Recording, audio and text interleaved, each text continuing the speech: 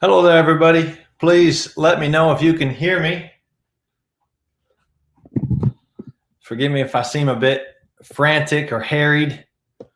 I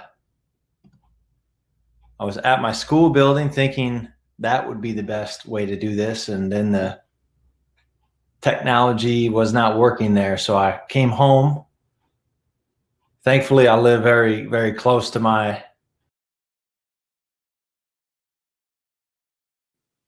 Okay, everyone's still seeing me there and hearing me okay? We have any weird echoing or anything of that nature? All right.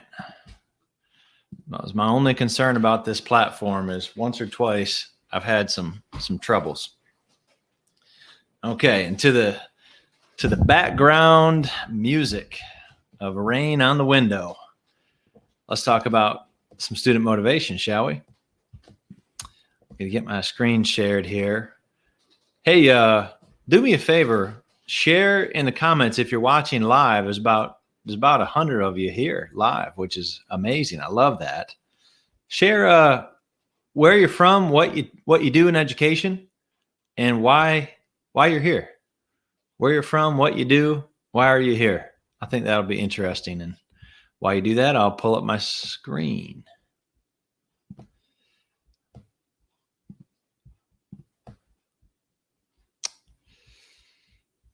Okay.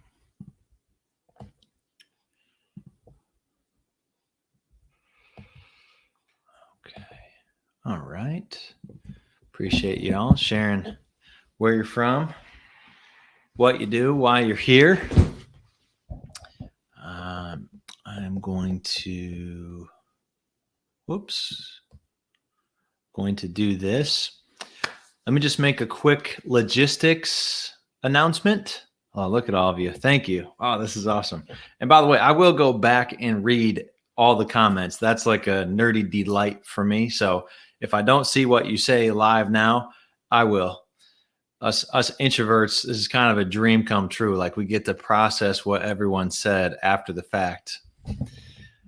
Please use this ask a question feature. I will budget time at the end for questions, even if my remarks take up our hour. I'm happy going over and making sure that I take a crack at any questions you submit. All right. So I did see one question in there about if there's going to be a replay. Oh no, maybe I already deleted that one. Yep. Oh yeah. So Paula, there will be a replay of this. Fear not. And when you click this ask a question feature, it bookmarks where I answered your question. Okay, so now I really want to present this. Okay, nice and big. Let's see there. Okay.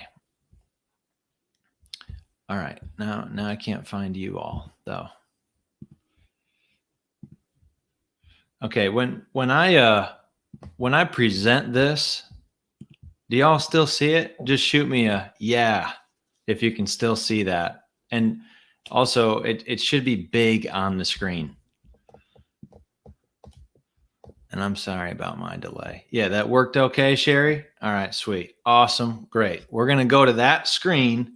I won't be able to see your comments while I'm doing that, but I want it to be nice and big for you, because otherwise, some of the font you won't be able to read.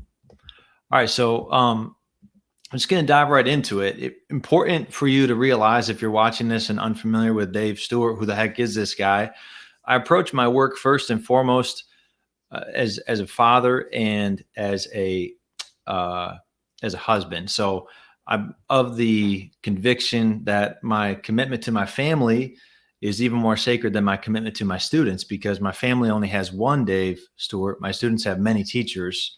So I kind of hold them up on a high pedestal and seek to protect, my work and life management so that they get a lot of me. But at the same time, I'm completely sold out on the beauty of education. And you don't have to convince me that education is worth not just the bare minimum amount of effort, I'm all in. I'm planning to do this for my lifetime. I'm committed. So education to me is hugely important. And then finally, I've been writing about teaching and researching it and trying to share what I find for about 8 years now. For 8 years, I've been running the blog, DaveStuartJr.com. And if you've never seen it, there's over 500,000 published words on there designed to help teachers. Oftentimes, first and foremost, to help me to think more clearly about my job. And if there's a central question of my work, it's how can we achieve optimal long-term flourishing outcomes without sacrificing our lives on the altar of success? So a good way to summarize that is more learning and less stress. That's what we're after. Most professional development, I find, is aiming at the top one. It wants me to produce more learning. Very little of the professional development that I receive tells me what I can stop doing, what I no longer need to pay attention to. And so I end up, just like every other teacher, on the bad side of what's called the Yerkes-Dodson curve. So since 1908, we've had this beautiful encapsulation of something that's true about the human being. You do need to pressure the human being a little bit if they're going to produce optimal performance. Our students need a little bit of pressure. You and I need a little bit of pressure. But most of us teachers actually end up being on the bad side of this curve. We're over pressured beyond what is optimal.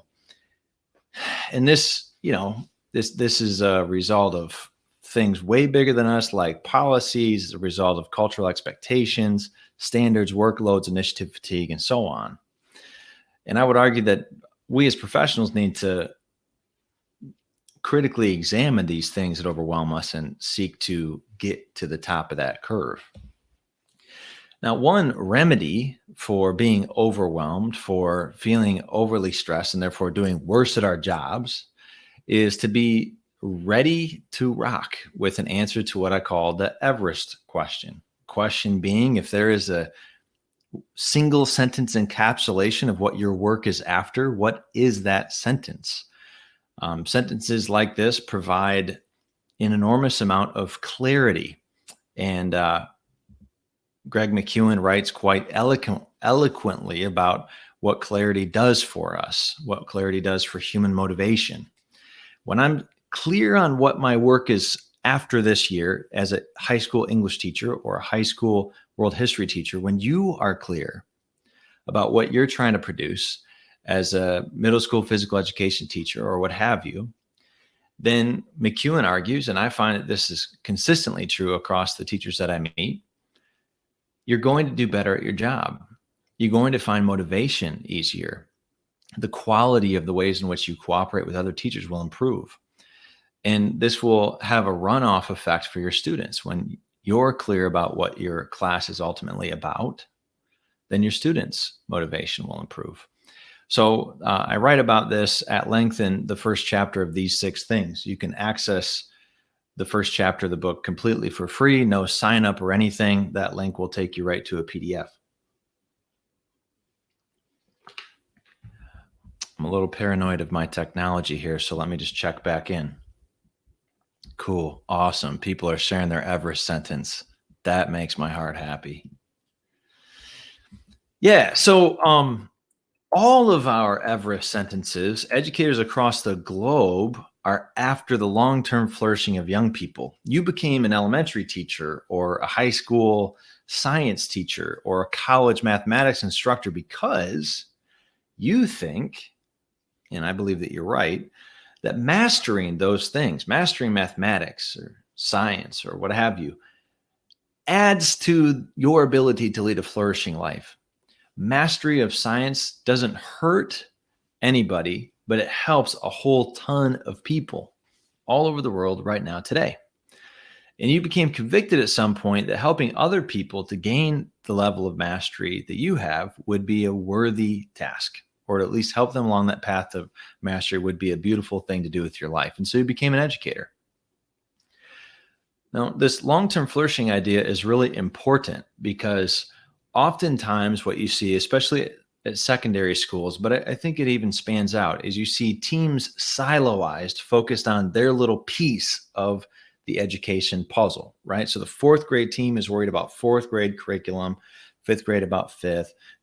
The high school mathematics department is in their little world, and the high school related arts department is in theirs. This is super common across all schools all over the place. And it needn't be so, at least it needn't be quite so siloized. And I think that just leaders can't over communicate. Every single one of us contributes to this thing, this long-term flourishing thing in the work that we do. Now, the second part of the sentence on the screen is really important, because you and I believe that teaching our students to master things is how we contribute to their long-term flourishing. So I've met a lot of great teachers over the years who will say that, I'm just trying to help my students to be good people. Okay, great. But you should also probably help them to master what you've been assigned to teach, right? Because, God willing, they have other people in their life who have hearts and souls and want them to be good people. And so there's truly a village helping them to become good people. Again, Lord willing. But there's no one else assigned to teach them sixth grade science. That's just you. So it's important when you think about your Everest, when you think about what your work is ultimately after, that you include the thing that it is you're tasked with helping students to master. This is really key. And someone much wiser than me gave me that feedback early on when I was leading teachers through the Everest assignment. Okay, so we're establishing fundamental principles, and I think that these can seem theoretical, but I've found them to be eminently practical, especially when the world turns upside down and school is canceled for 3 months, right? These principles are hugely practical when you're in the storm. So the next principle is, how do we help students to master things? What does it take for a human being to master something? And one important thing that it takes that relates to our topic today of student motivation is that a learner must do things in order to grow in mastery. And a learner must do those things with care, with attention, with effort, with an eye toward improvement, etc. So when those things are absent, when both of those things are absent, that learner is going to appear super unmotivated and be very difficult to teach. When both of those conditions are present, when you have a student who's willing to do work and willing to even really try at it, then that student will be fairly easy to teach. And we all know this, right? We've had those students who just, they kind of arrive in the classroom and they're super ready to do whatever it is that we as their teachers have laid out for them to do, to master things. So if we had more time, I would pause right here and I would ask you to think about this and craft an answer to this. If you're watching this in replay, I would recommend pause the video, because it's very important right now to recognize that before we dive into the student motivation 5 key beliefs framework, it's super important to recognize that everybody who's in education has a ton of knowledge about student motivation already. The 5 key beliefs are one of the reasons that I find them very beautiful and helpful for me, is because they're not giving you a bunch of new stuff to do. They're not fad-ish, okay? But they're really, really great at helping you to understand why certain things motivate kids. And they're really, really great at helping you to organize the way that you think about motivation. So, like I said, please, what is an effective routine or technique or strategy that you already know works well for motivating students to do the work of learning? What's something that you already know works? And then really importantly, early on leading PD on motivation, I neglected this part, but it's so important that we as professionals think about, why does it work? We should have theories for, okay, like a lot of people will answer this and they'll say relationships, just one word. I don't know if that's a routine, a technique, or a strategy, but that's a common answer. All right. And by the way, it's pretty broad and big, but no doubt about it, relationships play a huge role in motivation, not the role, the only role, but a huge one. But why do relationships work? Or if you're thinking about a different strategy or technique right now, why do you think it works? Think about and write down the theory for that. But for those watching live, I'm going to keep cranking because time is of the essence. All right, so final principle, and then after this, we're going to get into the beliefs. Last principle. So we've looked at more learning, less stress, being clear on what you're after, long-term flourishing by way of teaching kids to master the disciplines. And the only way to master things is to do work with care. Okay, last principle. Belief is a driver of effortful behavior, especially when you look at effortful behavior. You can often trace, if you find a student who's engaging in a task effortfully, you can often find through speaking to that student, observing that student, that certain beliefs are at a high level of activation in that child for that given task in that given moment. Belief drives effortful behavior. And there are 5 key beliefs that people way smarter than me have identified that kind of encapsulate the huge majority of how we should think about this. Okay. John Hattie's work, I'm sure all of you have seen visible learning for teaching or are familiar with that in your PD. He's where credibility comes from, teacher credibility. Camille Farrington and her colleagues at the Chicago Consortium for School Research, their report here on the screen, that's where I first learned about the value, belonging, effort, and efficacy beliefs. All right. So I did not come up with these. Dave Stuart did not come up with these. But I'm the first person that I know of to combine them and to just very redundantly beat the drum. These things really help. Before we dive into what they are, there's 2 super important characteristics that we need to be aware of. And the research demonstrates these again and again. These characteristics will play a big role in us thinking about what did we learn about student motivation when schools closed for COVID. And the characteristics are that these beliefs are context dependent, meaning that researchers have found again and again that a child can believe all these things in second hour, go across the hallway, and not believe any of them in third hour, and then go across the hallway again to a different class in fourth hour and believe some of them. They're context dependent. The context can also be at a more granular level, like the assignment level. So it's possible if you teach English language arts to have a child who is super motivated to do choice reading and not motivated at all to write an analytical essay. The assignment changes the context, okay? The second important characteristic of these things is that they are malleable. This is very good news for you and I to be encouraged that we can make a difference. These things can be influenced by the classroom teacher.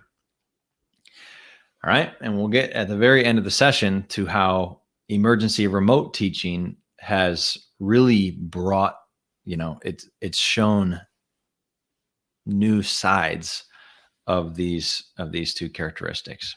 Okay. Quick tech check. Make sure that we're still all good. All right, great. Everyone's still talking. And if anyone has the screen freeze, I'm seeing some person saying that their screen is frozen. Just hit refresh on your browser tab, okay? Because that does happen to some users sometimes. Just hit refresh. You should come right back to what we're doing. It'll be live again. Okay, so real quick rundown, and you can pause the video to write these down if you want, but credibility is when a student thinks my teacher's good at her job, or when a student unconsciously believes that my teacher's good at her job. Value is when a student believes that for whatever reason, the work that they're currently doing matters to them, to their life. It has value. Belonging is about identity and fit. People like me, people with my identity, do work like this. It's not weird for me to be in this AP class, because lots of people like me are in classes like this. Effort is the belief that we can improve. We can improve our skills, our knowledge, our intelligence if we work at it. And efficacy is the belief that we can succeed at a given task. So again, you can zoom these in or out. You can go efficacy down to the assignment level. You can go efficacy up to your course level. You can go efficacy to your discipline or to school in general. All right. So let's just work through them. And as we go now, I'm going to be sharing with you ways that these have always been influenceable, ways that I've long shared with readers, that you can influence these things. And I'm also going to share ways that remote teaching or emergency remote teaching changed how we need to think about influencing these things. All right. So teacher credibility, again, this is a screen you could pause on if you wanted to, but there's no like one magic way of encapsulating it. The important thing is for you to have some phrase in your head lined up with the word credibility, because you really need to have the beliefs memorized in order to use them constantly and think with them all the time. So there's a lot of ways that it does sound. There's a lot of ways that it's opposite sounds. I guarantee you every year, a dozen or more of my 120 students thinks things in the red column about me. I promise you that that's true. There are just so many variables at play in my work and in your work every day that I certainly hurt my credibility with children all the time. Now, with that said, let's remember that these beliefs are malleable, including when you mess them up, you can fix them. So again, if we had time, or if you're watching remote, I would ask you to think and discuss, where do you think students come up with this from? How do they determine whether or not you're credible? John Hattie, who's the one that introduced me to teacher credibility, he goes so far as to say students are often correct in their assessment of teacher credibility. So that's a little intense. You're being judged all the time, and the judge is pretty good at their job. So where does the judgment come from? I'd encourage you to pause and think about that. But I'll just give you the cheat sheet way that I think about it after reading the research. I think it comes down to CCP: care, competence, and passion. I'm not going to look at competence and passion today just for the sake of time, but I do want to look at care, because this has been a huge topic of discussion amongst educators around the world who've been forced to switch to emergency remote teaching in the last few months. So in normal conditions, the way that I recommend teachers demonstrate that they care about students as people is to create what I call moments of genuine connection. You can Google that term and you'll find a number of blog articles that I've written about it. You simply take a roster of your students, you get them all on the same page, put them on a clipboard, and then you try to create the circumstances in which they feel valued, known, and respected.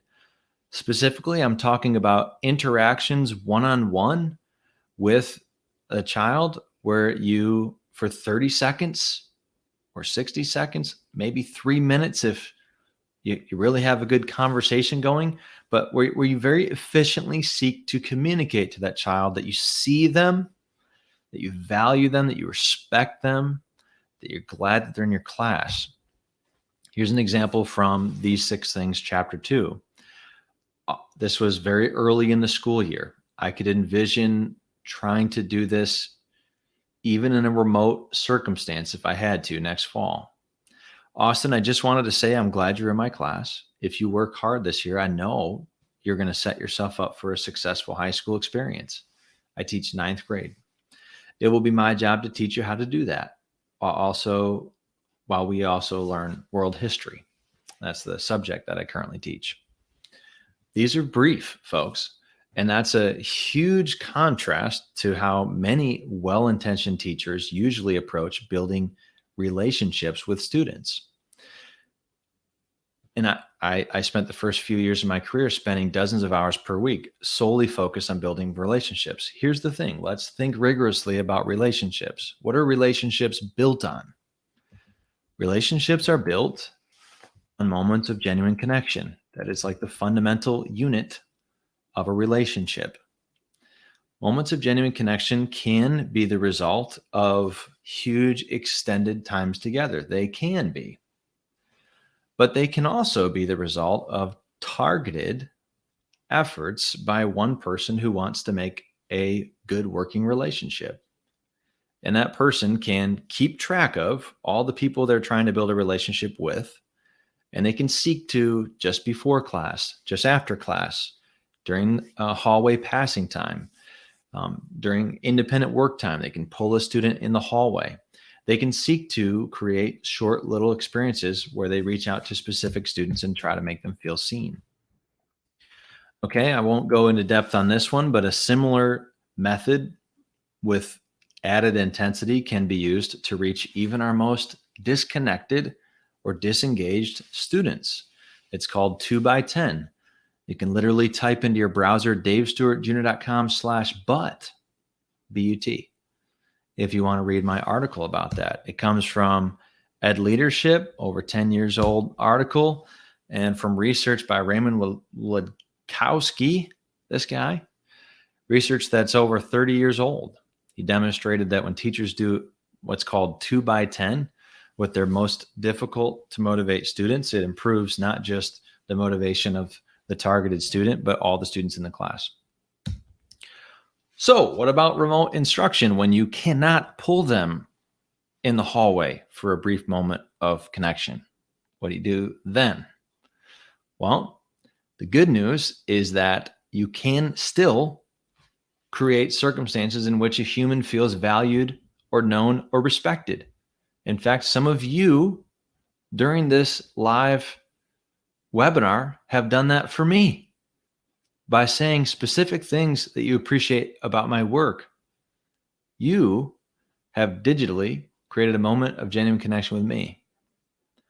Or maybe I've done it through an article that I wrote years ago, or we interacted through email. Here's what we have to remember. It's not ideal to try to create moments of genuine connection remotely, but it is possible.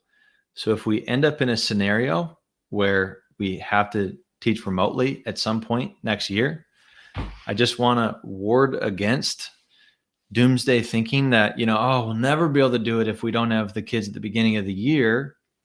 No, you and I are made of tougher stuff than that. We sure will be able to do it if we have to. And moments of genuine connection should be the main way that we seek to do it. Stacy in Wisconsin recently shared that another way she tries to do this is when she has live Zoom sessions. She'll let the students come in one by one so that she can at least say hi specifically to them for a few seconds each time. I thought that was a cool tweak. Thanks for that, Stacy. Real quick before we move on from credibility, we're doing good on time. It's not just about communicating care for students as people. If all you do is communicate care for your students as people, then you're going to end up being a really nice person. You'll be a nice teacher. But what is credibility about? What's it sound like in the head of a child? Mr. Stewart is a good teacher. Miss Smith is a good teacher. Mrs. Johnson is a good teacher, an effective teacher. They can make a difference in my life as a learner. So we have to try to communicate care about them as learners too.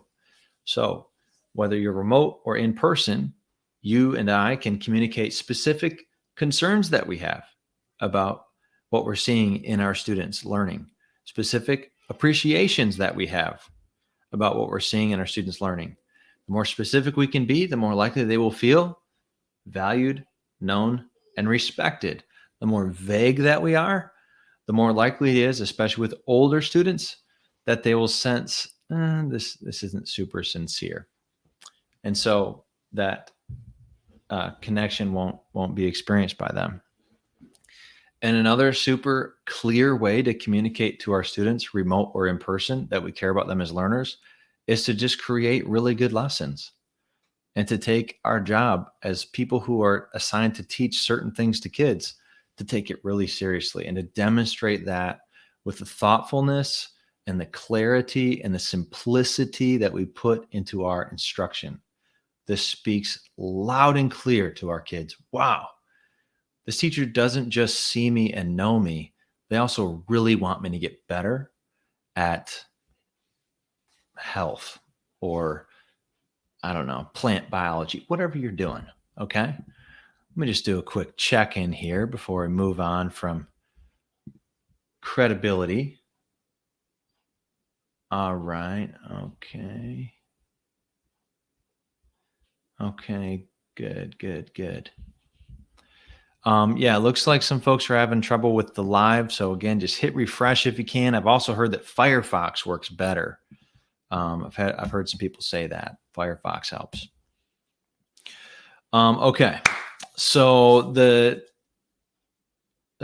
one last thing. This came across loud and clear in some parent surveys that I read in our district earlier last week.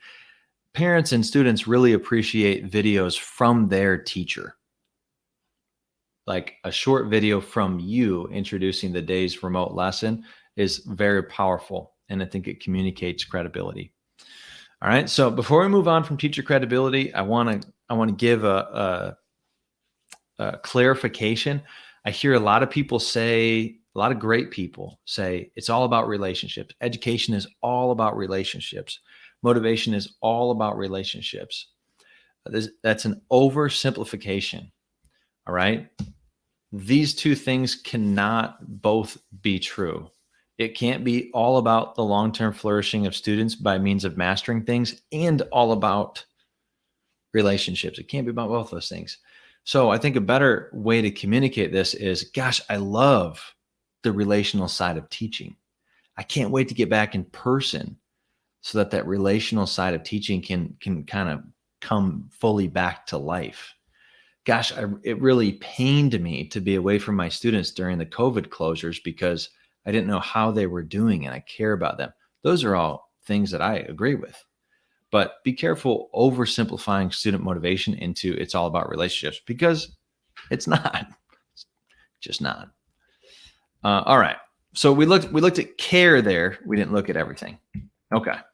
How are we doing so far? Take a quick drink. Remember, if you have questions, just things you want me to go more in depth on, yeah, great. We've got some here. Just pop them in here. If you got to go early, don't worry. I will answer these and get back to you.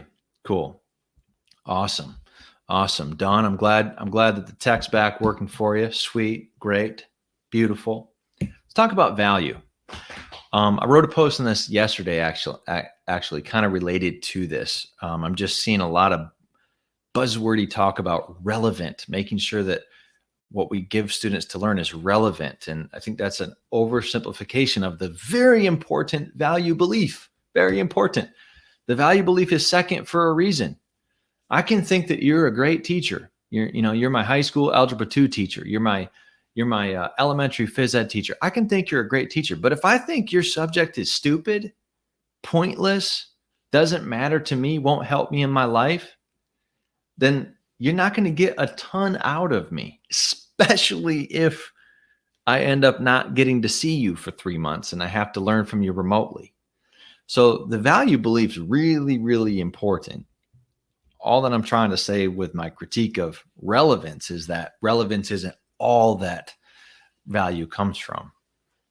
So the value belief is where we get into the trouble with carrots and sticks. A lot of districts and institutions had to make hard decisions when we moved into emergency remote teaching about what are we going to do about grades? How are we going to ensure that the way that we grade students, hold students accountable, et cetera, et cetera? How are we going to make sure that that is fair and equitable?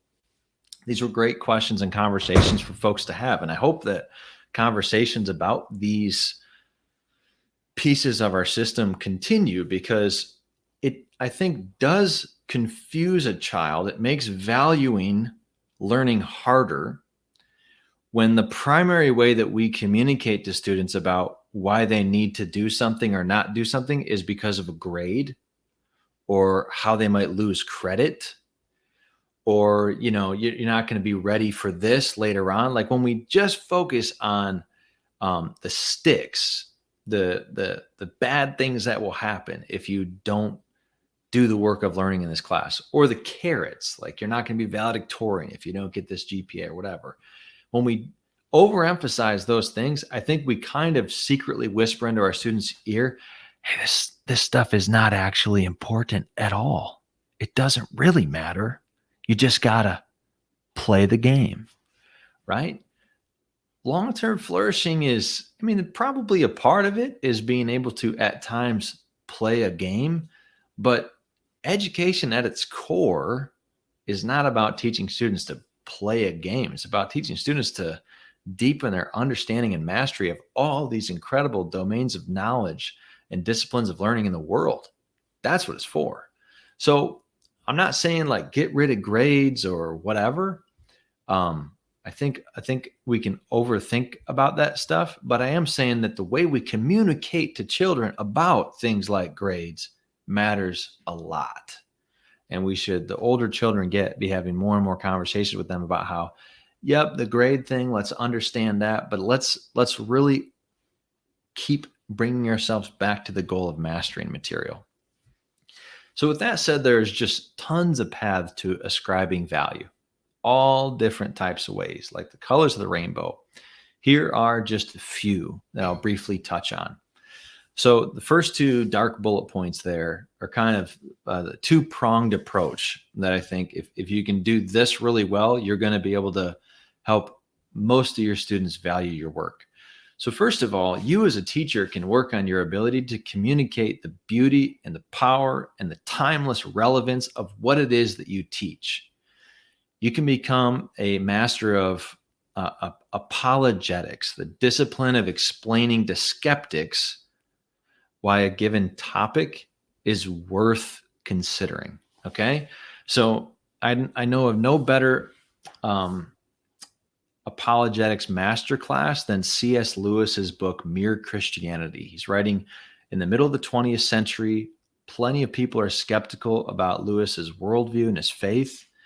And he meets the concerns of his skeptics head on. He meets them, I think, with a lot of respect and charity. You almost get the sense like, hey, good thinking. You should be skeptical about that, but let me explain it in a way that maybe represents it better than you've heard before. So I think every teacher needs to be always working on their apologetics game for their discipline. And there's no doubt about it, this belief that school is worthy, the things that we learn in school are inherently beautiful and worthy of our time and effort and energy. That's not a predominant worldview, I would argue. At least anywhere that I've visited, that is not a predominant worldview. So we need to be good at apologetics, C.S. Lewis style. And if we're credible, by the way, then our apologetics will be even more effective. All right, but the second approach to this is having students generate how something is worthwhile. And I don't have time to walk through this intervention. I go through it in depth in the student motivation course, and totally freely available to you right now. If you go to davestuartjr.com/build-connections, you'll find a pretty thorough walkthrough and links to more resources. But that right there, Build Connections, has been demonstrated to be effective for students who struggle with valuing a given discipline. It's been demonstrated to be an effective intervention, not just during the year of the intervention, but many years afterwards. And those results have been replicated. So this has a strong evidence base to it. And then, of course, we can do things like try to explain to students why the topic they're learning is relevant. We can try to tweak our units so that they approach things in a way that students can have an easier time finding relevant. We can give students agency, choice, try to establish a self-transcendent purpose for a given learning task. Those are all approaches too. I would say that this is one that the past 3 months have just demonstrated hasn't changed. Whether you're remote, in-person, hybrid, or whatever instructional model that you have in the fall, You need to work and think about how you'll help students value the work. The easiest way is to be a credible teacher who takes the time for brief apologetics for a given assignment. That's the easiest way. The second easiest and probably more powerful way is to work in the build connections intervention about once per month. And that's the classroom level, not the school level. Quick check-in, make sure that we're all still here. Awesome. Beautiful. Great. John Reynolds, I like that book idea. Mere focused teaching and learning. It's got a certain timeless ring to it, John. That's great. That's a great C.S. Lewis joke. All right, let's talk about belonging. This one's a lot different from value in terms of what the last 3 months taught us. This one taught us a lot. So like I said, value didn't really change. We still just have to pay attention to it and work at it. Belonging changed a lot, especially for some students. So belonging is about identity. Like I said, it's about fit. I and people like me read. I'm a reader. A lot of English teachers spend a lot of time, and wisely, trying to help their students to establish reading identities. It's beautiful. Totally lines up with the belonging research. That's a belonging intervention. People in my group are not well represented in this setting. People in my group are viewed as a stereotype. People in my group don't really succeed in math. I'm not the kind of person who finds science interesting. Those are all anti-belonging sentiments, and they're hugely debilitating to motivation because, do this first, people prefer identity congruent behaviors. This is why if you'd like to change something about the way that you act, if you'd like to, for example, replace a bad habit for a good habit, one of the smartest places to start is with your identity, with how you think about yourself. James Clear, in his book Atomic Habits, goes into this pretty in depth. And I cite James Clear and slightly tweak one of his models around identity in chapter 2 of These 6 Things. So this book here is Daphne Oyserman's. And what she's basically saying is that students and teachers will tend to behave in ways that line up with who they believe they are. Okay, one intervention that's been shown repeatedly to help students have a greater sense of belonging in a given setting is called a values affirmation intervention. It's right here on the screen. You can pause if you want, or check this out later. You can also head to this URL. Sorry, that one's kind of long. And you'll see my write-up of using this in my class. But this is a really quick intervention. It works well at the start of the year. And I would, again, say that whether you're remote or in person or hybrid, doing this at the beginning of the year in your classroom is a smart idea.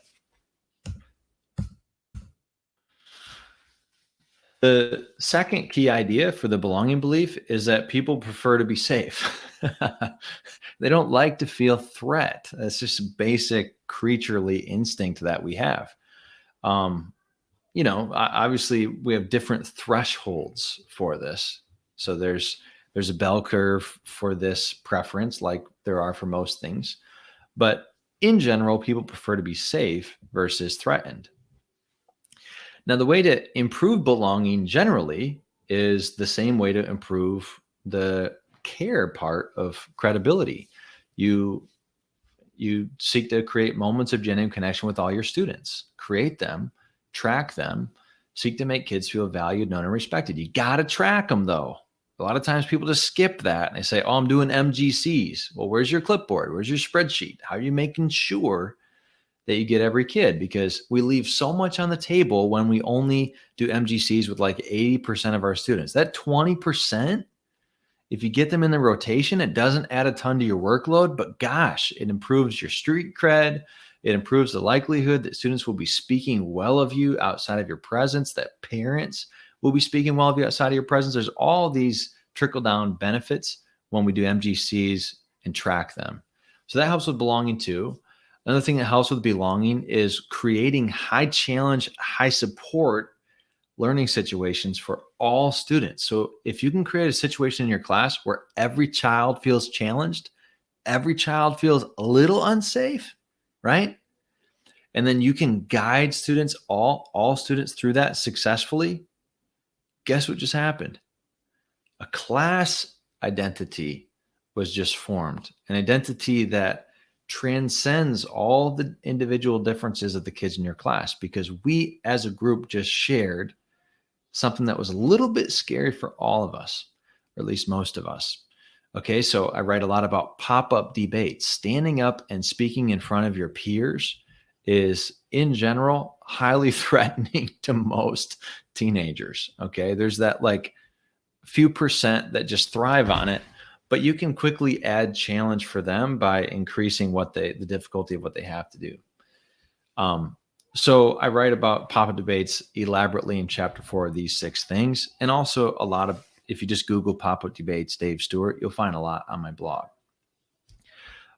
Something that I'm going to be reading about this summer, Matthew Kay's book, Not Light, But Fire, How to Have Meaningful Conversations About Race in the Classroom. I love that Kay is very aware of the fact that there's a lot of ways to have race conversations in the classroom that aren't meaningful, aren't productive. They don't do what the instructor is hoping that they'll do. What I'm hoping that race conversations in my classroom can do, sprinkled throughout the year, is that they can help my students with moral engagement. I wrote just a few days ago about how moral disengagement is the majority state of Americans, according to a recent survey, and it's highly deleterious to a flourishing life. It's bad for all of us when we morally disengage. So in the United States, at least, meaningful race conversations are often a way where everyone will feel a little bit challenged, but with proper support, I think everyone can walk out of having a higher sense of belonging across the board. Pursuing your personal record in phys ed and the mile, etc.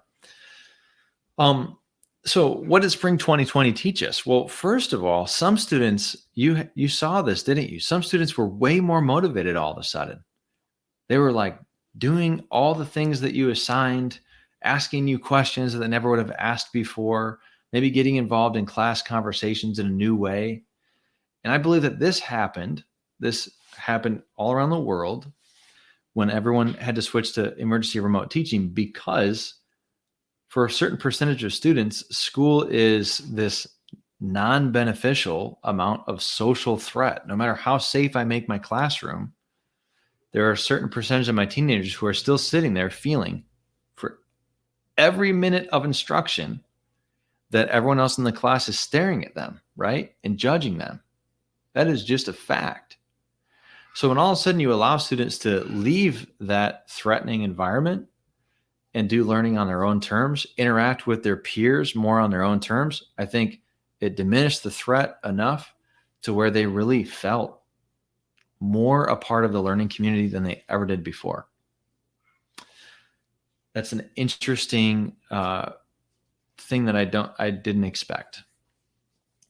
Another less interesting, but I think still important aspect is that for a certain percentage of students, they found ways to learn, times to learn that lined up with how they think of themselves, lined up with their preferences. And this made it easier for them to say like, yeah, school is cool. I do it every night from 1 a.m. to 3 a.m., I think is what one of my neighbors said. So the belonging belief changed a lot for some students. Now on the negative side, we did see some students fall off, right? Who were pretty darn engaged during traditional instruction. All of a sudden they fell off the map. And that's, that's because they I believe felt that, when you take the everyday social element out of school, there's nothing there for me. Like at the end of the day, what I love about school is the social element. I love learning alongside my peers, side to side with them. I like, throwing stuff at them out of the corner of my eye while I'm still paying attention to you, Mr. Stewart. And I think for a percentage of students, we saw sort of the inverse effect. of that group that experienced it really positively. Okay. All right. Looks like everyone's still hanging. I got to keep rocking. Oh, goodness. I'm just having such a good time talking to you. All right. These last two are always quicker. So effort is the belief that we can get better at X if we try, get more knowledge about a subject, greater facility with writing. We can improve our intelligence. We can get smarter if we try. So you're going to recognize in this the growth mindset, fixed mindset research, and that's right on. The effort belief really is growth slash, it really is growth mindset. But, the problem with growth mindset, and poor Carol Dweck, well, I guess I should say rich Carol Dweck. Carol Dweck has, basically come out of retirement the last 8 years to try to fix all the misunderstandings of her work that exist. And one of them is this idea that growth mindset is like, just find the switch on the kid and okay, there it's on. See, I gave them a survey. They've got a growth mindset now.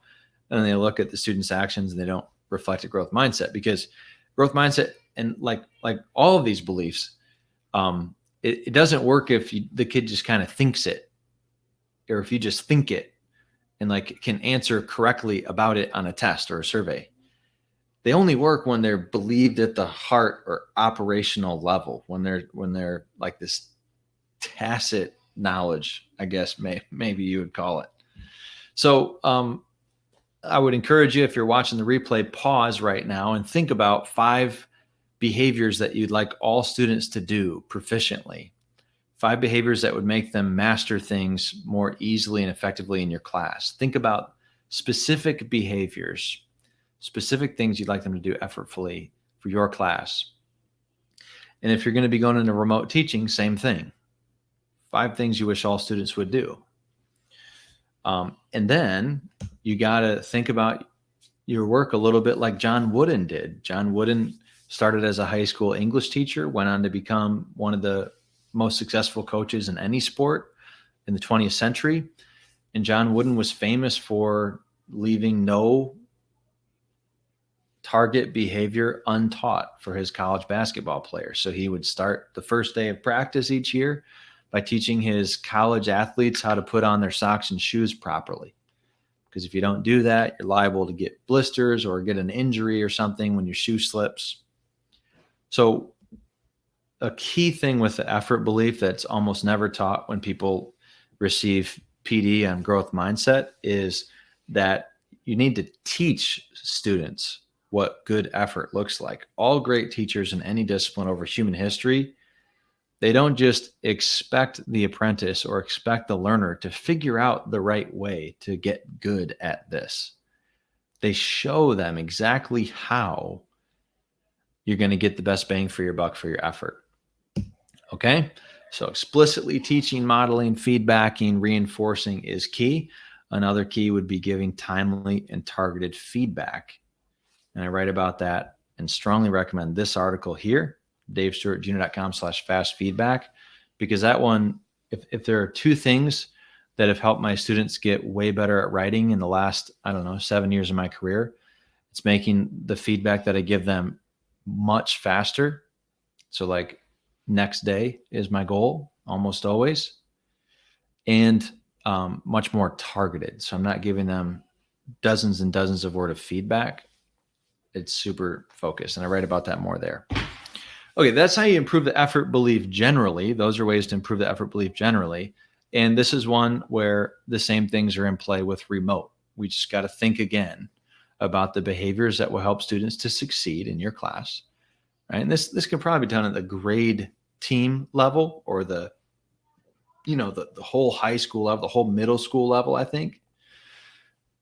Because like teaching students how to manage remote learning, if we're going to do it again, we better make sure we are explicitly teaching students exactly how to succeed. What methods work best for succeeding with remote learning? Same as in person. Okay. This is just, go ahead and screenshot this if you want. This is an intervention that I would seek to do with my students in the fall, if we end up in remote or hybrid. This gets them thinking about effort and how not all effort is equal. And then finally, efficacy is about success. It's the belief for a given assignment that students are going to do well at it. The big idea of efficacy is that students are smart and you can't trick them. You just have to teach them how to succeed. So like the nice thing about all these beliefs is that the better you get at just teaching students how to do difficult things, the more they're just going to kind of start to believe this stuff. People like to identify with things that they're good at. So if you can figure out how to make students succeed, then the belonging belief will come along, because we like to identify with things we're good at. The effort belief will come along. The value belief will come along. So yeah. I think also we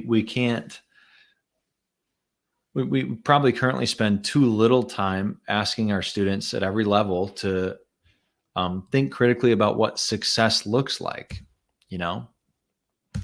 A lot of students that I teach, a percentage that I teach, struggle with perfectionism, debilitating perfectionism. It's a huge obstacle to their mental health. So I relentlessly preach good news about improvementism and about the many successful people all across the different domains in the world who say that, their goal has always just been to get steadily better. So these are some tips, some ways that the efficacy belief can be improved.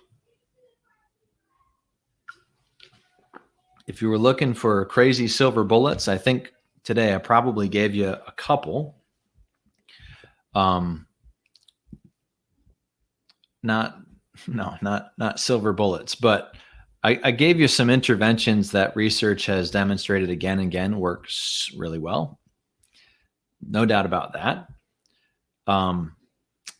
But I want to go back to this before we close. Everyone's still with me? Okay, cool. Everyone's still with me. I got about 3 minutes, then I'm going to go ahead and start answering the questions. So I think I'm going to end right on time at the 1 hour mark.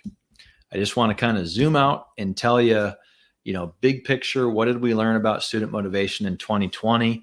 And what am I personally going to be thinking about in terms of my craft and my research in the summer months? And I don't know if it's on a slide, but I'll tell you that the first thing I'm going to be thinking about in the summer months is making sure that my family's buckets are super full, getting a lot of quality time with all of them. I'm going to be trying to make sure that I do things that rejuvenate me, take a couple maybe mini retreats so that I can just go back to the fundamentals of my life. So I don't know if that's on the slides, but I don't want to forget that. Insight number 1 from the spring is that the biggest challenge of remote learning is the dramatic change in context. Okay. Remember, these are context dependent. As soon as school got canceled in your setting and learning shifted to a remote delivery format, you lost, 90% of your control over the context. The research is really clear that in the classroom, you're the boss. You influence the 5 key beliefs for all of your students all the time. That's true. You can accept that or not, but it is true and functioning in your setting all the time. All right. And it's kind of intense, but remember, we're trying to improve in our craft, not be perfect at it. So don't get all worried. But as soon as we ask students to learn at home, that stops being as true. And now the context that you control is the way that you deliver instruction, right? You control if you're going to deliver the week's instructions via text or via a pre-recorded video. You control how you use live streams, Zooms, and that's, of course, only for students with internet access. For the students without internet access, you control even less. So I believe that systems this summer, I personally don't believe teachers should be shouldering all of this, but systems need to be working now to develop resources to help parents and guardians with that problem. If there's a percent chance that your school is going to need to do remote or hybrid teaching in the fall or winter or whatever of 2020, 2021, then I think your school needs to begin building resources that are going to support parents. As I told you, just looked at a bunch of survey data from our community, and a lot of parents just felt way out of their depth. And it was partially a result of, the instructional delivery looking so different at the different grade levels. And it was partly a result of just, I never planned to run a homeschool. So we need to get ready for that. Insight number 2, where'd it go? Oh, there it is. It's insight number 3. Is that the 5 key beliefs still work? They are a simple and robust way for organizing how we think about student motivation. The 5 key beliefs helps us retain new professional learning and organize it. So if you have to go to some PD for your district and the person is saying motivation is all about this, you can use the 5 key beliefs to say, okay, motivation is not actually all about that, but that does help me a lot with belonging. So thank you. It helps teachers to have a greater sense of efficacy when they're faced with a student who is low motivated or totally disengaged, because they know that the beliefs are malleable and that they can have an impact on them. And I think it definitely helps for staffs, departments, and whole schools to talk more productively and rigorously about motivation. So the reason that I bring this up as an insight from spring 2020 is because, you would think that these closures, which never happened before in public education, would dramatically change everything that we know. And you even see some articles sort of, hyperbolically saying everything is different now, but this isn't really. Motivation still comes down to these 5 key beliefs. So this summer, I'm going to be working on, in my own professional development, workload management. How do we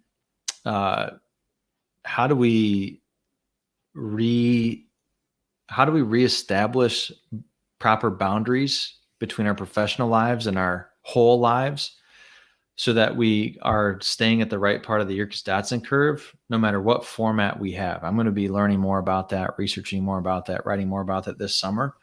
And I'm also going to continue to write about student motivation and how it relates to student engagement, because I'm finding some interesting I found an interesting framework about engagement that I want to learn more about. So I'm going to end with this slide, ask you to answer for me, just numbering 1 and 2. What helped the most today? And what topic, if any, would you appreciate next? This really is not a heavy lift for me as a writer and a teacher preparing a PD like this, because I've done it so much. And my desire is to help as many of us as possible to stay in that flourishing mode in our career, come what may in the fall. So it helps if you tell me what helped the most in this session. Even if you're watching the recording and not live, you can still tell me that and I'll see it. And it'll also help if you say what topic next. But I'm going to put up this little fella here. Yeah, we'll do that. We'll do this. Yeah, appreciate you. Where's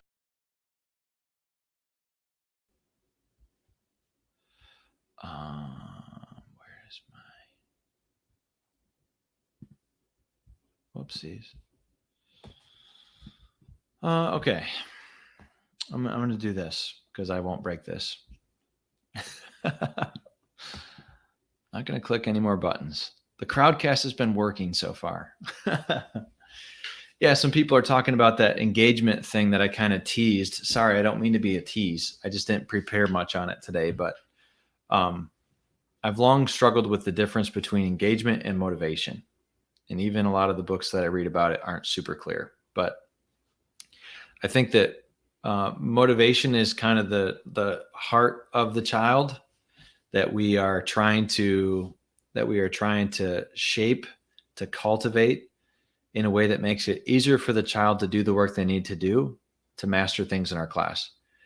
What we really, none of us love to do is coercing children, forcing children to do the work of learning. That's not why we got into this. So motivation is about shaping this inside out desire to learn. Engagement, though, creating the conditions for engagement, is about designing assignments, learning activities, and units where it's almost like just all by themselves, the child wants to do them or like does them. Engagement is the state in which you sort of lose consciousness, according to the guy with the long last name. It's flow. So creating those conditions is at the assignment level, versus creating the conditions for motivation is at the whole class level and beyond. See what I mean? I'm not ready to lead PD on it yet. All right, so you're working overtime now. You don't have to stay, but I would love if you did. I'm going to answer these questions, every single one that I've got. Completely delighted to do it. Thanks so much for asking these, and you can still ask them as I'm going. So Tom asked, my biggest concern going into the fall is how in the world do we establish appropriate rapport with our students if they don't let us meet face to face, at least for the first week or two? So Tom, my thoughts on this are rough draft, but I will be attempting to use, so we can do it through writing. I can ask my students to write me a letter telling me about their history as a learner or something, or just give me your life history in a Google Doc, in 200 words or less or something. There's a lot of ways that I can elicit from them some information about themselves. And then I can also, I can lead that with an exemplar from me, right? I can give them some details about myself. And I can build moments of genuine connection around that writing assignment. I could also envision setting up micro Zoom sessions or Google Meet or whatever, where students have to be in the waiting room for 1 hour, and I've got 15 kids or 30 kids per hour, and I tell them, it's gonna be like a speed get to know you session, and we're just gonna we're gonna talk with one another, and my goal during that will be to further build a relationship. So Tom, if you think about what I just sort of walked through, some type of a fairly efficient writing task that's targeting life sharing, the first steps of life sharing, and then some type of, wherever possible, live encounter that's very brief, moments of genuine connection style. That's what I would take a crack at. Caroline Cobb is saying, and rightly so, that Flipgrid could allow you to do a lot of this asynchronously with video. And that's another great tool. Our district doesn't have it for students, but I would recommend those types of things. So Tom, it's not going to be ideal if we find ourselves in that situation. Building relationships won't be ideal, but it still will be very much possible. The real difficulty will be with our students with no internet connectivity and no ability to get to a device. So this is where systems and schools need to be working during these months off to solve that access issue as best as possible. Multiple of my students reported being in a family where they had one Chromebook from the district for like four children. So that's a major obstacle to access that systems need to work on. And what we as individual teachers can do is encourage our administrators and ask them what's happening with this. Now, Catherine is saying, could you share your thoughts about assessment and grading when school is online? What approach will best contribute to the long-term flourishing of our students? Caroline adds, I would add feedback to the assessment and grading. Would like to hear how we might modify feedback to the online context to promote long-term flourishing. So remember that the primary way we promote long-term flourishing as teachers is to help students to master our subject, to get as high in skill and knowledge as they can in our domain. So grading very rarely serves as feedback for students. Grading only serves as feedback for students when it's pretty specific. So if you've got a super clear rubric that students understand every element of, every word on that rubric, and you give a grade based on that rubric, then that rubric and grade will serve as feedback. It can be acted upon. You can reflect on something like that. Meanwhile, if you have a rubric that's super verbose, full of tons of words and terms that even a teacher can't exactly parse out the meaning of, then I would say if you have to use something like that, you should do it super rapidly and basically just get it done, because it won't serve as very useful feedback for students. And I know that many of us have to use rubrics like that. We should just rush through it and, use the saved time to create assignments or things where we can use simpler rubrics. I write about this in the writing chapter in these 6 things. Yeah, assessment. This is where hybrid could be so nice, because the in-person part of that could be spent on, things like summative assessments, quizzes, discussions, the types of things where students' current knowledge and ability level can be measured by the teacher and acted upon by the teacher in real time. So, to answer both of your questions, I think the goal of all assessment should be to inform the teacher on how to act next. Not all assessments do that, because not all assessments are good. In fact, most assessments that we're required to use, I would argue, are pretty bad. So we have to be aware of that and act accordingly. And we just shouldn't give much of our time or energy or thought to bad assessments unless we have the responsibility for improving them. Feedback helps a ton. So we should think about ways to make feedback not a huge drain on our life, to make it possible to give it in a timely fashion. If we end up remote again, I will be thinking about that more this summer. And then grading, I don't think grading makes or breaks long-term flourishing of students, but I think students need adults in their life who can speak to them intelligently about how grades are not the point. And maybe I should say speak to them apologetically, using that apologetics lens for why, I want you to understand how grades work, because I want you to have access to this system that currently operates and has power, but I also want you to focus on the thing that really drives good grades, which is mastery of material. Keep them coming. And again, folks, don't feel obligated to stay. You'll see all my answers afterwards. I know that I'm over time, but I really appreciate these great, thoughtful questions.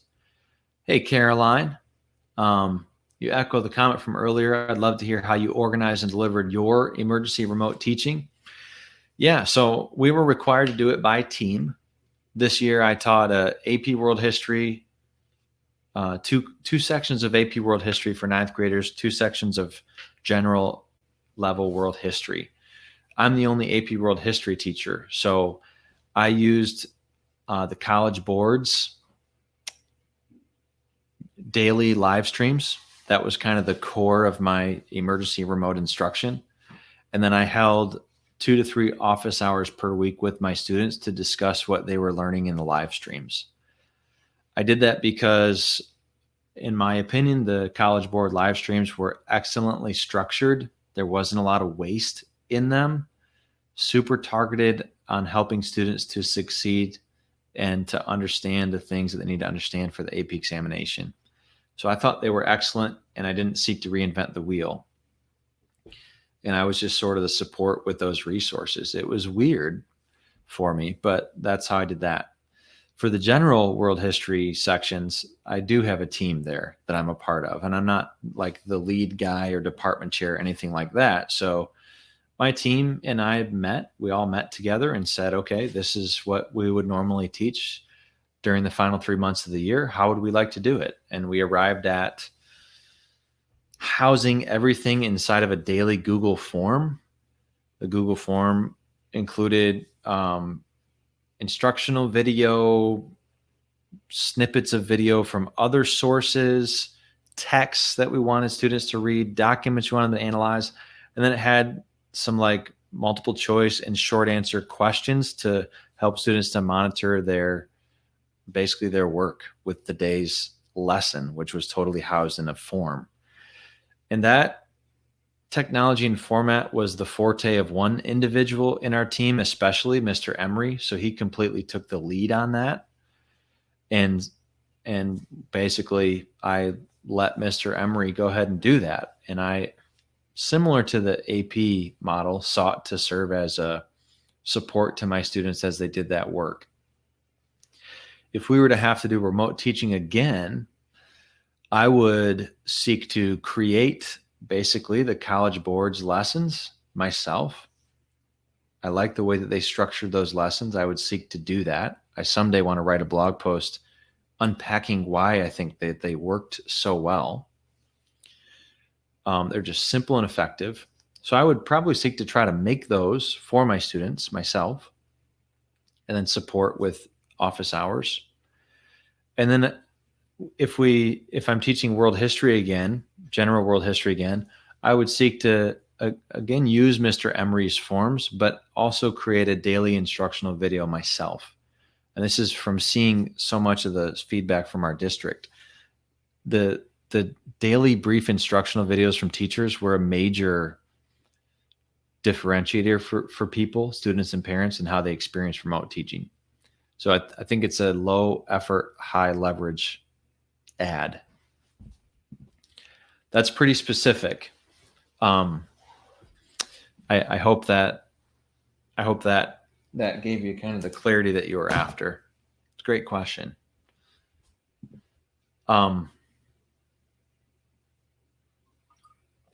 Christine saying she doesn't believe we'll be back in school in the fall. Any virtual alternatives or pop-up debates? Great question. Flipgrid is the best thing I know of. Flipgrid is that software. I'm sure you've seen it, Christine. The question is, does your district allow you to use it? And does your district, like does it work well with your kids' internet access and stuff? But Flipgrid lets students create videos in response to a prompt, create videos in response to videos, and you can have all your kids in the class kind of on this grid interacting with each other through speaking. So you could do a pop-up debate through Zoom, but it would. So the thing about pop-up debate that's so valuable is it's very nerve-wracking to the majority of students at the start of the year. And so when you walk them through the process that I've laid out on my blog and in my book for getting them over the fear of public speaking to the point where they'll just stand up and debate, and then if you keep doing that, all of a sudden you can build this thing that they look back on, and it's very transformative, because at the start of the year, most of them would have said, I would never be able to do that ever. And by the end of the year, when they see, I just did something I said I would never be able to do, it's super powerful for the 5 key beliefs. Like, wow, I guess I can succeed at public speaking. So the visceral terror of public speaking is a part of that. It's not the only part of that, but it's, I think, an important part of it. And doing things like Flipgrid and Zoom pop-up debates, it's not going to be as terrifying for kids. And I'm not at all in the business of trying to scare kids just to scare them. But remember, high challenge with high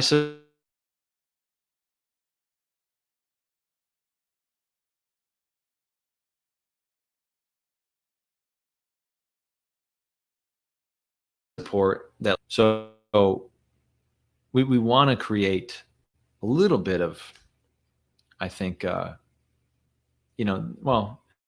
the research would call productive anxiety, and want students to be debilitating right? Both things can happen at the same time. It's a great question, Christine. Great question. I'm seeing some people parlay. Parlay. Parlay, for those listening, watching the comments live, check out parlay. I'm going to. Where's my pen? Better write this down. Parlay.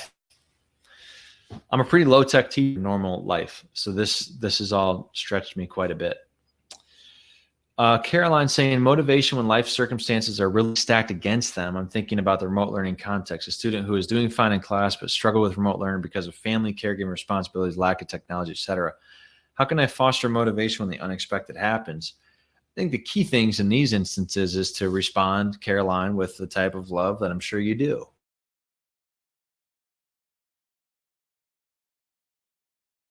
Work with the student to find a way for them to make progress academically that is going to be that we want to identify as we can, work collaboratively with the child to create sustainable solutions. But there's just not going to be a one size fits all to these types of situations. Again, I think that the systems that we work in need a technology thing. Let's figure it out. It totally makes sense. We couldn't do it for all children in March, but I think it will be a little silly if we can't do it in October, or at least do it better. So those are good questions for folks higher up than us. But yeah, that would be my take. We just have to take these things as they come, and we're going to need to be mindful in our instruction next year for filling in gaps that many of our students will come with. Whole other conversation. Maureen, what would I suggest for having meaningful conversations about race? I'm in the final stages of setting up a book club about this. So I'm going to be hosting a book club. I even got the author, Matthew K. He's generously willing to, I think that link will work. Generously willing to participate in the live discussions that we have about the book after the fact. But I really think that Matthew K's book, Not Light But Fire, it's the one that I'm going to land on, because it's just so thoughtful and compassionate and really like rigorous. I mean, one of his chapters is about how if we want to create a safe space for these kinds of supercharged conversations, we can't just say this is a safe space or like put a sticker on our door. We've got to be very practical about that. And he talks about all the challenges inherent in having a conversation like that with students in countries like the United States. And I know you're in Canada, and I'm assuming there's a lot of charge to it there and in many places. So stay tuned for that, Maureen. Make sure you're on the book club email list if you are not, because I'll be sending details out to those folks first. You can access that davestuartjr.com/book-club. There are a million resources about this on the internet right now, but you know how I get when faced with a million resources. I get overwhelmed. So I'm going to focus on trying to master and learn from Matthew K. Denise, I can share my slides with you afterwards. Folks, I also want to say that you're welcome to share this with folks. No, let's see here. You're welcome to share this recording with people in your life. I would just ask that if it's at all possible, and you're going to do this for like a back to school PD, I would just ask that you, support the work and make a contribution that you think is fair. Because obviously I take time away from my family to do this stuff, and I'm delighted to do that. And I am so thankful for what I get to do, but any way that you can support the work is great. So if your school has any PD funds or Title II funds and you want to throw a little bit in the tip jar, that's super awesome and appreciated. But yeah, go ahead and use those slides. I just shared them in the comments. Allison, our district decided to do pass-fail for the second half of the year. I really felt like I lost students because the grade was the only thing motivating them. Yeah, I should have mentioned, that's another insight. A lot of our students are motivated by the grade, like the carrot and stick. Yeah, that was a moment of depression for me for sure about week 2 of this. I saw the same thing. But for some kids, I was able to give feedback and they were really able to master content better. It was the minority of students that did this. Our parents flipped, all caps, about pass fail, and they really, all caps, want grades next year. But it undermines the idea of mastery. Any suggestions how to approach this? So yeah, when all of a sudden you can take grades away, you get to really focus on motivating students just for the beauty of the learning and the power of the learning. So you can totally focus your efforts on them, on the 5 key beliefs, which is amazing. But I don't have any control over these types of things.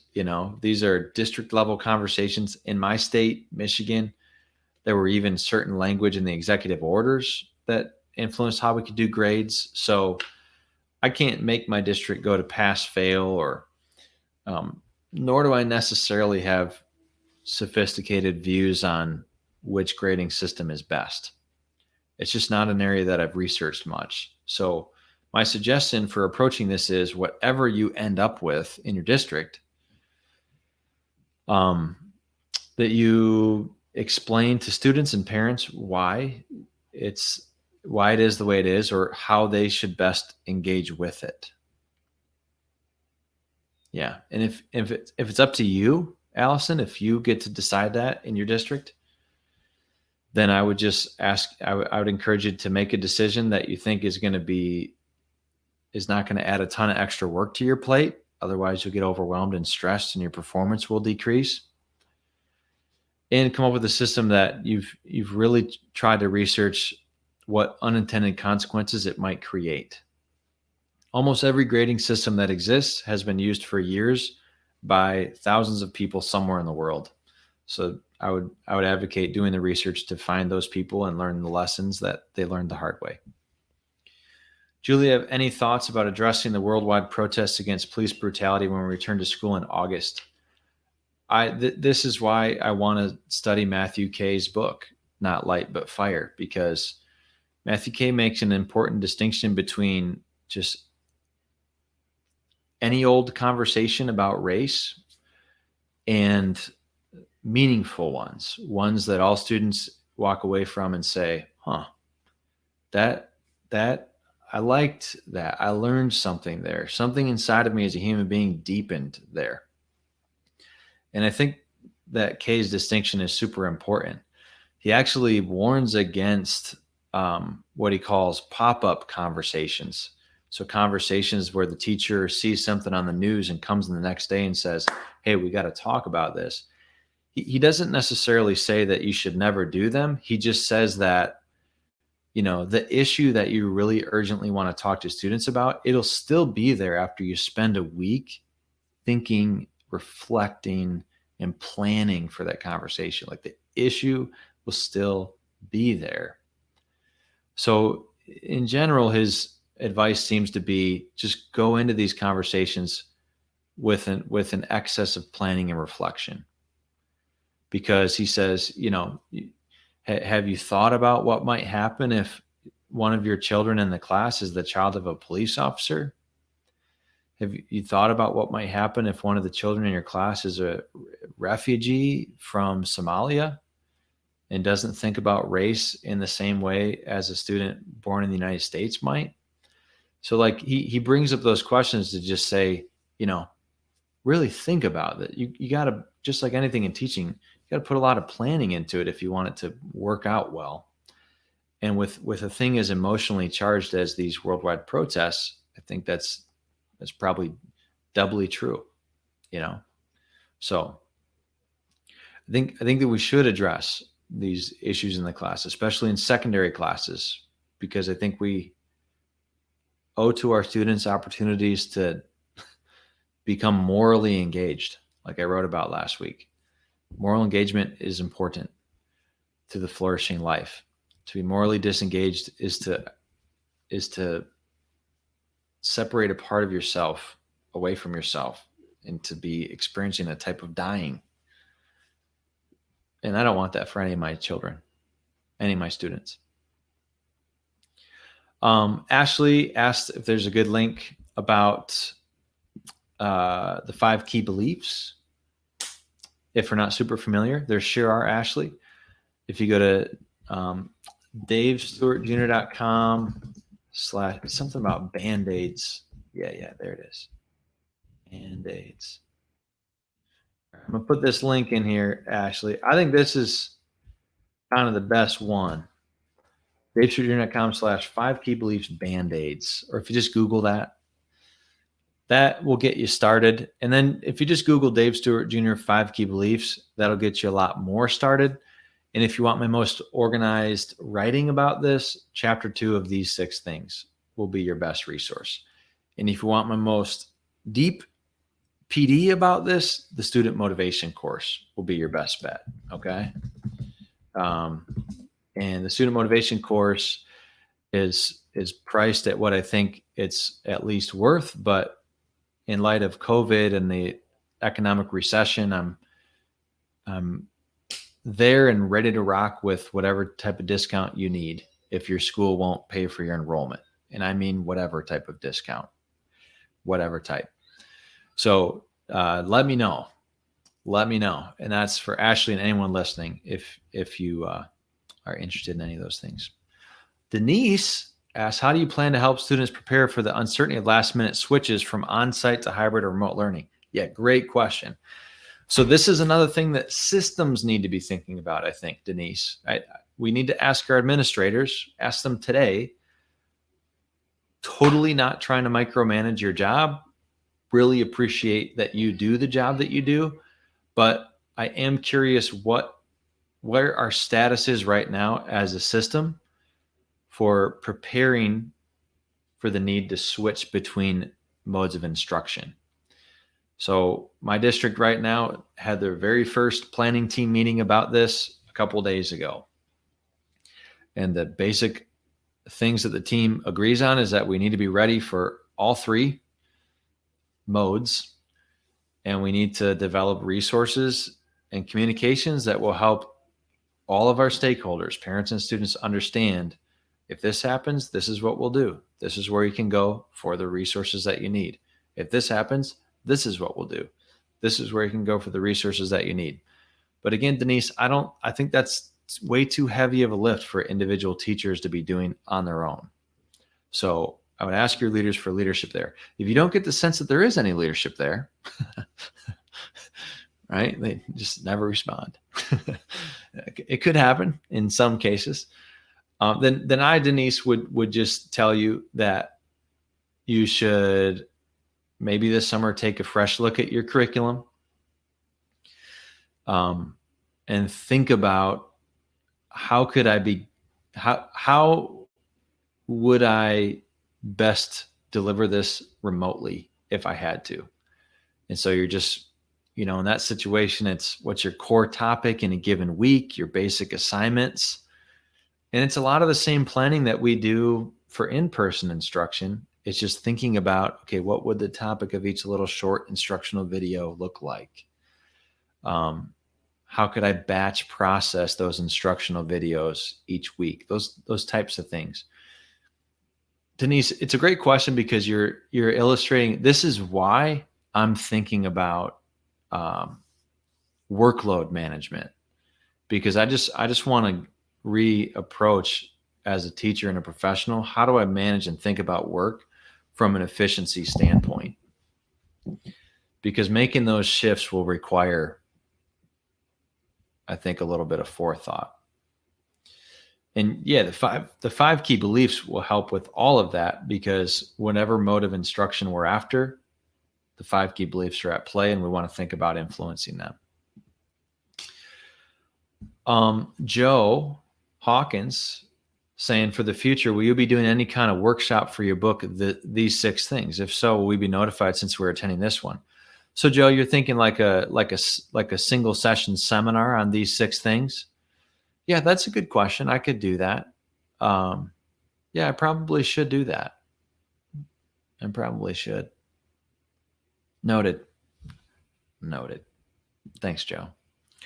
Maureen asking about MITS, mechanics instruction that sticks. That most glorious of resources developed by the one, the only, Douglas Stark. Let me make sure I'm on the right page. Put a link to this. Secondary English language arts teachers. This is created by one of my colleagues during his summers, and it's really smart. So how to do that effectively by remote online. Doug and I just essentially used PDFs with students.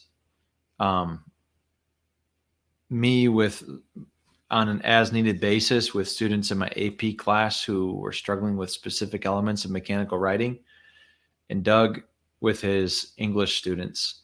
So we just did PDFs, and the expectation was that students would submit work for one like part of the PDF. But we currently don't have any plans. It's just him and I. He's the writer, creator. I'm the publisher. We don't have any plans or even know where we would begin with making them like interactive or something for remote learning.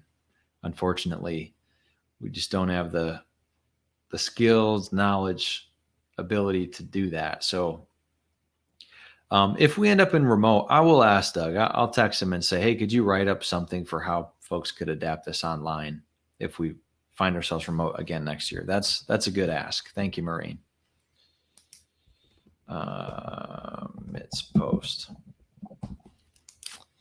Okay, Allison, I think one thing I really want to focus on next year, since we don't know what things will look like, is goal setting. Really want my students to develop clear, achievable goals, and then I want to frequently check in with them.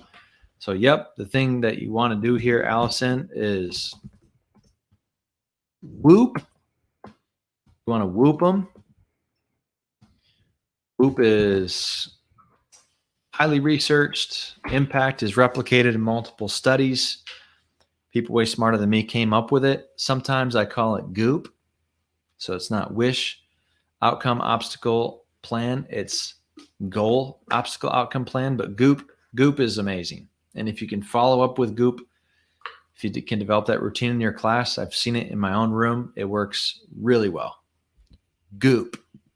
Just do goop. And read some of the things I've written about it, Allison, because there's a lot of ways to do goop bad. Don't whoop bad. Yeah, Char, the answers to the questions after the webinar will be right in the video. You'll be able to click on the questions to see my answers. Tom says, I'm an English teacher. If we're remote learning in the fall and debating whether or not to even have students read whole books or just short stories and articles. Thoughts? Felicity, the G in goop would be goal. Oh, yeah. Thanks, Jillian. Yeah. Yeah, but that's me messing around. I should not do that. Whoop is what it's called. I'm just a weird guy. Tom, I would still want students to read whole books. The thing about a whole book is that, basically just whole books provide different knowledge building opportunities and short stories and articles do. Even if it's just limited to the content of the book, right? So I could have my students read a bunch of short stories about, imperialism, about the African experience of imperialism at the end of the 19th century. I could maybe find a bunch of short stories about that. But they're not going to, I don't think, do the same thing as reading Things Fall Apart will. So supporting that, structuring that will require unique solutions. And I don't have any offhand. But chunking it for students, providing supports. I mean, if you really have to, reading it aloud so that they can listen while you read it aloud. Like if you're super concerned about them struggling with the text, I could see doing that. Because then they're still having the knowledge building exercise. There's not like a ton that's magic between reading a book visually, like by yourself, or listening to it auditorily. There are total differences, cognitive differences, learning outcome differences. But I'm just saying, if we're in a remote teaching situation where we are super afraid that kids will just not read the book if they don't have a read aloud option, then the read aloud option is, we shouldn't just take off the table because it's inherently terrible and nothing good happens. You know what I mean? So I'm just saying that could be a scaffold. But even in a whole book unit, novel or articles and short stories are really useful for like front loading the book or deepening themes in the book. You know that. So I would keep doing that. And Laura, you sure will have access to the slides. Like I say, if you folks are going to use them with your staff or something, if you're able to support my work with some of your PD funding, even just a small amount is super helpful. All right, but I totally trust all you, appreciate all you. So thankful to be on the journey with everyone that decided to participate in this session. It is a great encouragement to me and just spurs me on. So thank you. This has been a difficult spring for providing professional development. Maureen is in the room here. I was going to go to Vancouver there in Canada and work with teachers. I was talking to folks in Arizona, all types of states that I was planning to go to, and didn't get the chance. So this really fills my bucket to get to lead PD like this. So thanks for coming. Thanks for your engagement. You can always email me at davestuartjr.com. All right. And you can ask me anything. I read all my emails and try to respond to every single one. Although speaking of that, I should probably go do that now, because I think there's about 60 waiting. But please reach out anytime. Okay. Totally can't wait to read your comments. I'm itching. Have a wonderful rest of your day, and stay tuned, because I'll probably do more of these this summer. It's been that fun and rewarding.